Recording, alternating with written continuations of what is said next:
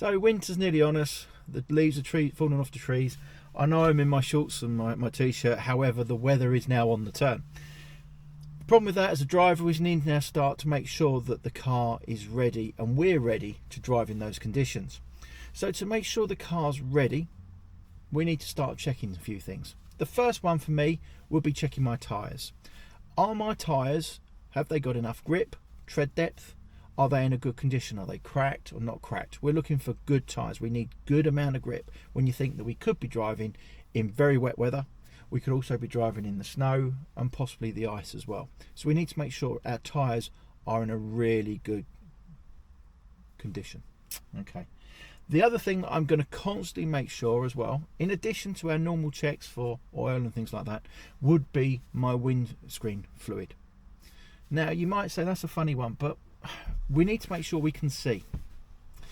And during the winter, we get a lot of the road will be damp, and if you're following any sort of big vehicle or even any vehicle really, it will throw bits up at the windscreen, and that could just be bits of dirt really. And we need to be able to keep cleaning that. So you'll find that during the winter, your washer fluid levels will drop quite a lot quicker than they would during the summer. So we need to make sure that that is full up most of the time. But also we need to make sure that we're putting the right thing in. So just putting water in is not really going to be any good for us. When you think about it, winter, it's cold, the temperatures drop. And what happens when water gets into a cold temperature? It freezes. So the problem with that would be is that when I go out for a drive and I want to clean my windscreen, I won't be able to, because the pipes going all the way from the reserve tank up to just in front of the windscreen will be frozen. So we need to make sure that we use a good winter rated windscreen fluid wash. Okay, so a trip down Halfords or another company like that. Halfords I know do lots of pre-mixed ones if you don't want to mix it with water, but I try and go for as strong as I can just to make sure that it doesn't freeze.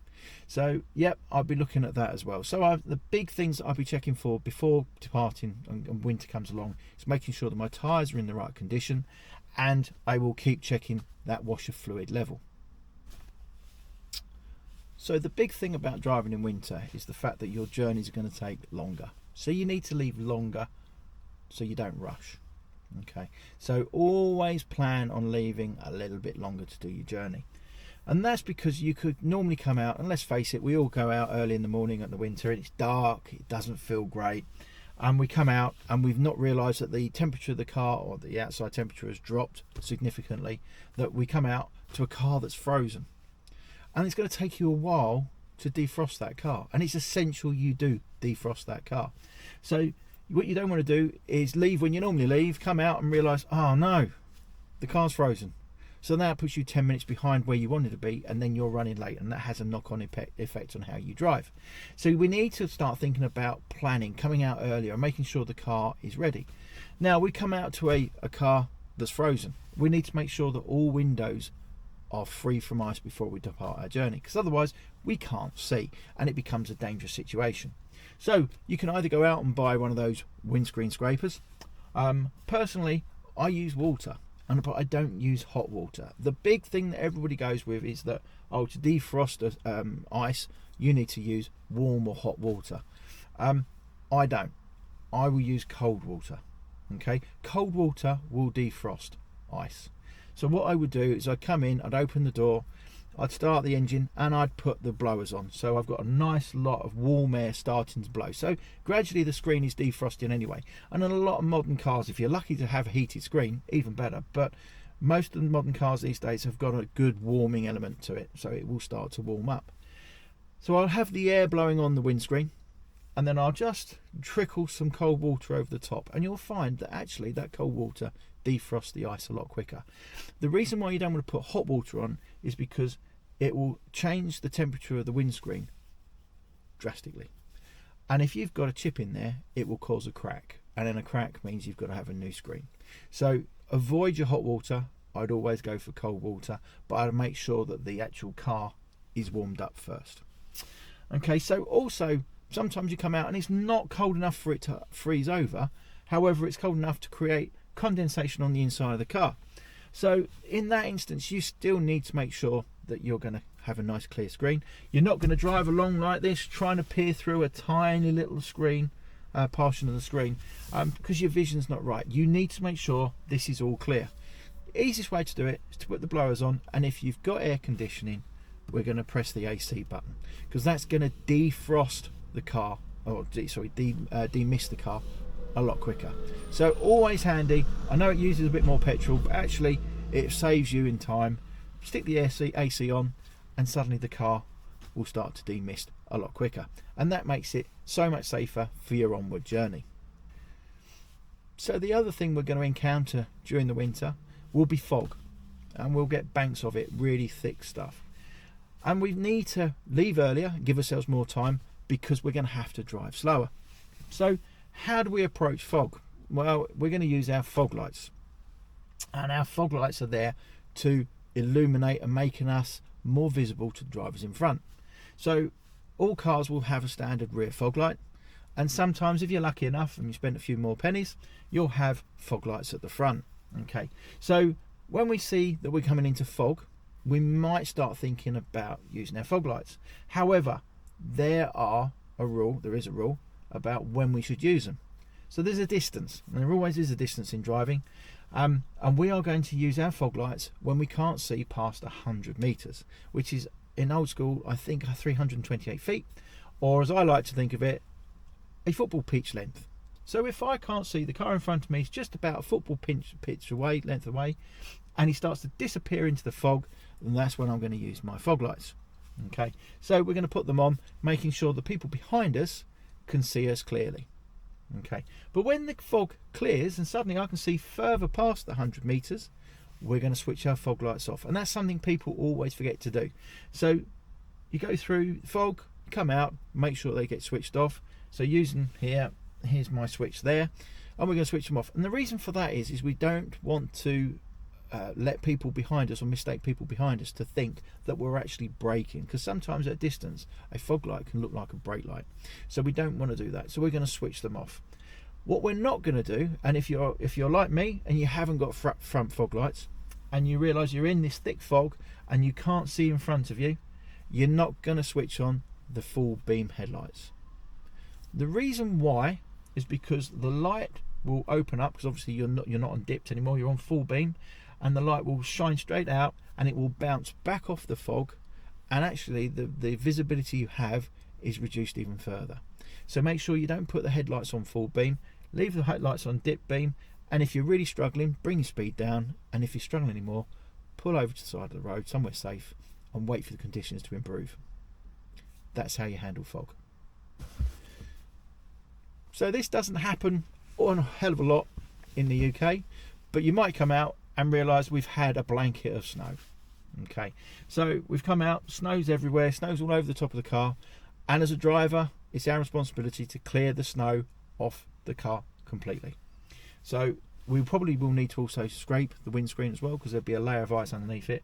But the real danger in snow is we got to get rid of the snow that's laying on top of the car. So what I do is I have a special broom in my garage. Doesn't get used very often, thankfully, but it's a very soft brush, and it allows me just to sweep the snow off. So it takes really quick. I can just sweep the snow off, so therefore I haven't got clumps of snow on the top of the car.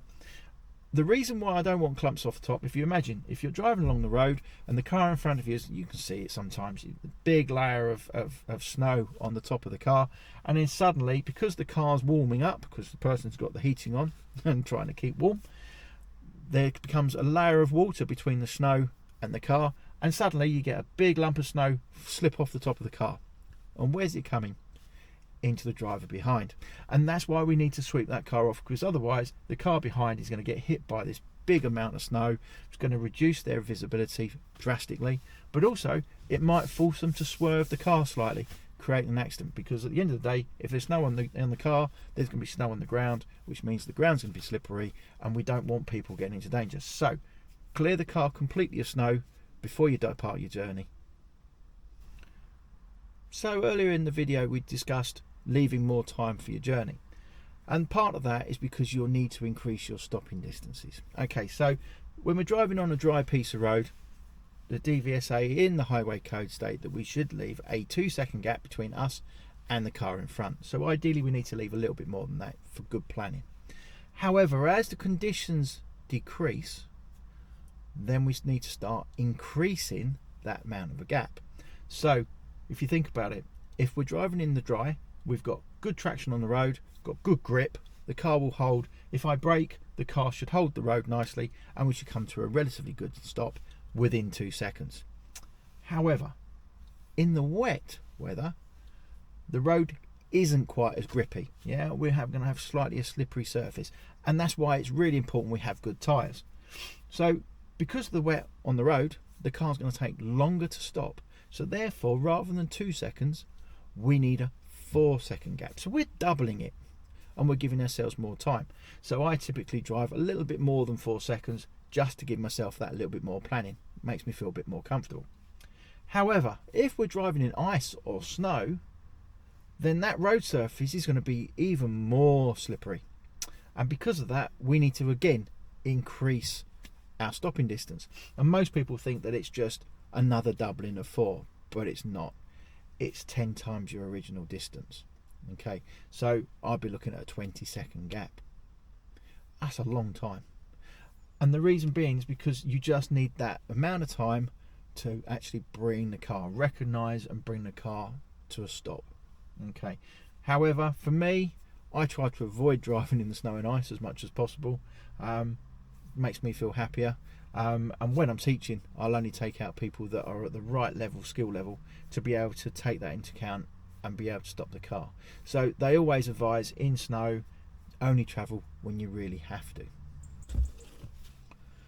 So driving in snow, we've touched on it earlier, is going to cause you a few problems.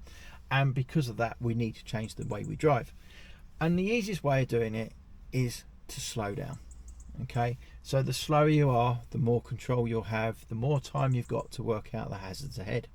However, we also need to think about how we drive the car. So when we've got a good road surface, like in the dry or possibly even the wet, we're just going to use the gears normally. So we're going to start off in first, move up to second, then into third, and so forth. However, in ice and snow, we've got less traction. We've got a very slippery surface that's sitting between the tyre and the road surface.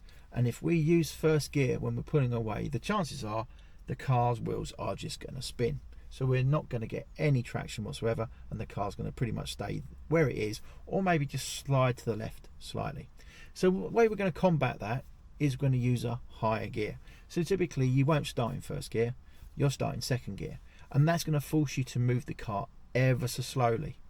So therefore the wheels shouldn't spin, we should gain traction and allow the car to keep going. But once we get the car going, we need to plan. And I always say plan, plan, plan.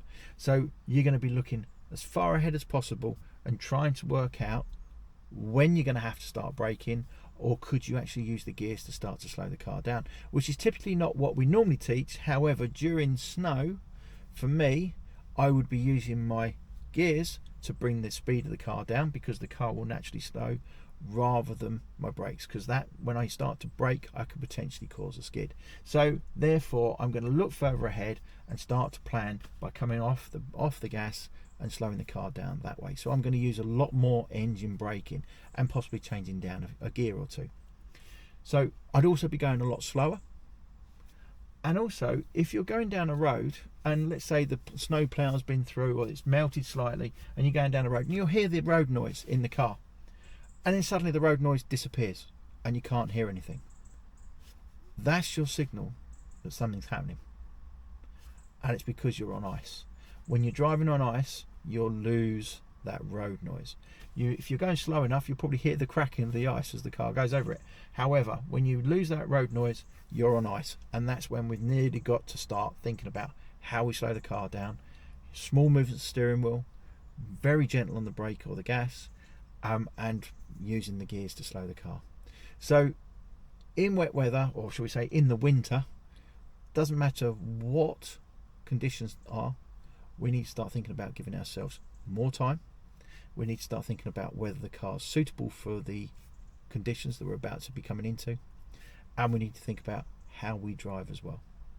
If we start thinking about all those three things on the run up, therefore you're going to have a safer experience come through the winter, and then you'll look forward to the spring when things start warming up and you can start getting out of bed later and leaving slightly longer for your journey.